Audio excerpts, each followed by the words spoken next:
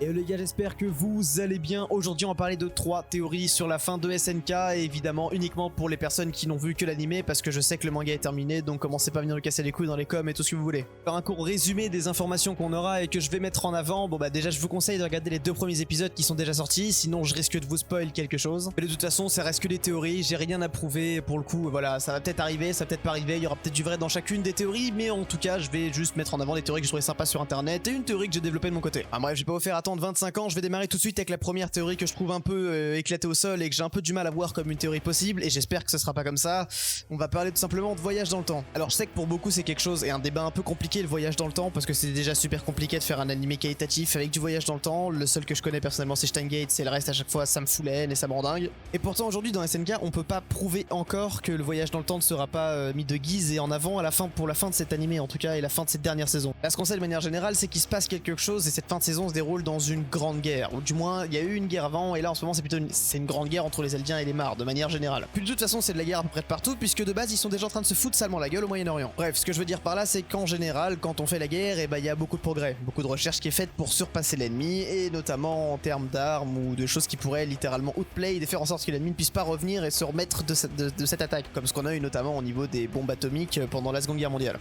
De ce point là on pourra pas dire que c'est impossible, ils sont effectivement dans une période de guerre et donc la recherche est de guise, puisqu'on est littéralement d'ailleurs en train d'essayer de vouloir contrôler un maximum de titans pour pulvérer la gueule de l'ennemi. Voyage dans le temps il se confirme aussi par le fait qu'on a des personnages qui ont les souvenirs des autres. On voit notamment le jeune gamin blondinet qui va avoir les souvenirs de certains soldats du bataillon d'exploration, ou encore Eren qui va partager les souvenirs de son daron. Sans vraiment une explication pour le moment, on nous les a juste balancés sur un plateau comme ça, mais c'est le cas, il les partage. Évidemment je sais que c'est toujours super dur à tenir, mais le dernier argument que je voudrais vous donner, bien que moi-même j'ai du mal à le voir, si on check le nouvel opening de cette saison qui est je trouve somme toute très sympathique, et que vous regardiez la 39e seconde de l'animé, on a l'apparition des soldats dans l'OP et qui disparaissent finalement à la 45e seconde. Alors c'est super anecdotique, mais c'est vrai que 39-45 c'est une date bien connue de manière générale quand on parle d'histoire. Enfin bref, une théorie qui est compliquée à tenir debout et à faire tenir debout, et en plus de ça en général très compliqué d'écrire un animé fort qualitatif avec un truc comme ça, puisque souvent ça casse un peu les couilles d'avoir du voyage dans le temps. Mais il y a beaucoup de théories qui se font sur la boucle temporelle et le voyage dans le temps dans l'animé, donc je vous conseille de checker ça sur internet si ça vous intéresse et d'avoir plus de détails sur cette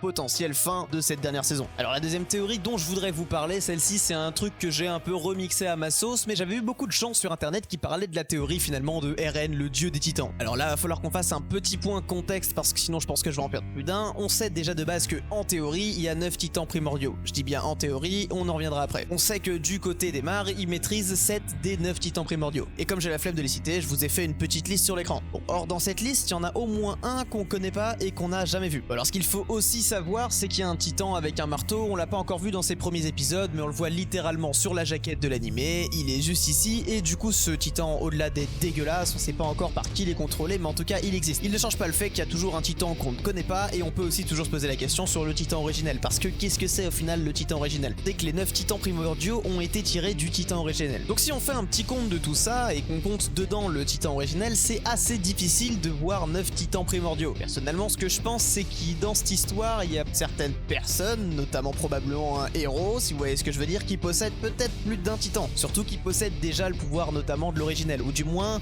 un des pouvoirs de l'originel qu'on connaît jusqu'à présent, qui est littéralement de rallier les titans à lui. Bref, au cas où vous êtes un gros con qui a complètement zappé les fêtes de toutes les dernières saisons, je parlais bien évidemment de Eren. Ce que j'entends par roi des titans, c'est que du coup dans cette théorie ce serait de dire que finalement Eren va essayer de contrôler le pouvoir de tous les titans pour invoquer ou devenir le titan originel vraiment, et ainsi déclarer la guerre à tout le monde, pour d'abord protéger son clan, les siens si je peux appeler ça un clan, plutôt que de protéger les autres tout simplement. Bon, il faut aussi remettre les choses à plat, et c'est vrai que la théorie semble un petit peu compliquée étant donné qu'on sait que Armin possède maintenant le colossal. Ça fait beaucoup d'informations je sais, mais si on part du principe que Eren voudrait avoir tous les titans, ça voudrait dire qu'il devrait passer par manger tous les détenteurs, et je vois assez mal à l'heure actuelle tout simplement Eren manger Armin, étant donné que ça irait en contradiction avec le fait qu'il veut protéger les siens. Après peut-être que je me trompe et que c'est pas du tout comme ça qu'on invoque le titan originel ou qu'on le devient, ou peut-être que notre meilleur pote Eren en dispose déjà du secret. Pour combler encore une fois avec une petite image de l'opening, même si je sais que c'est encore quelque chose d'assez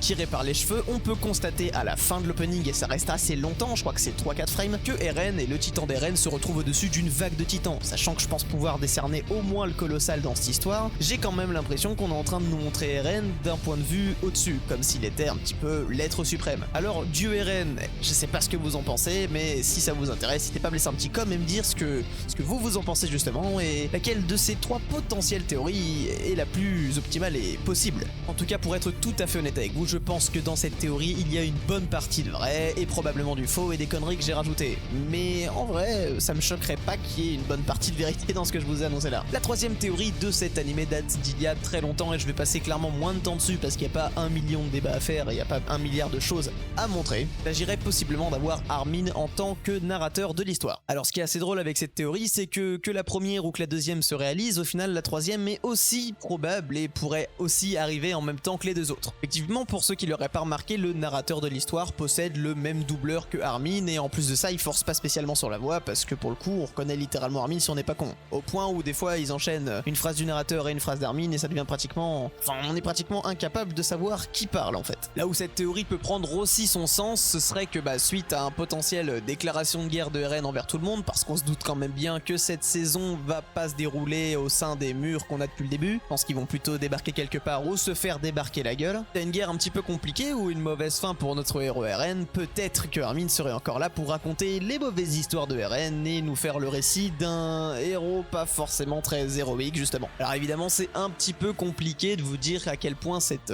hypothèse est vraie ou fausse puisqu'elle existe depuis des années et qu'il y a des gens qui se sont entêtés avec le fait que c'était improbable que ce ne soit pas le cas étant donné qu'Armin était le narrateur. C'est vrai que quand tu te poses la question, pourquoi prendre un doubleur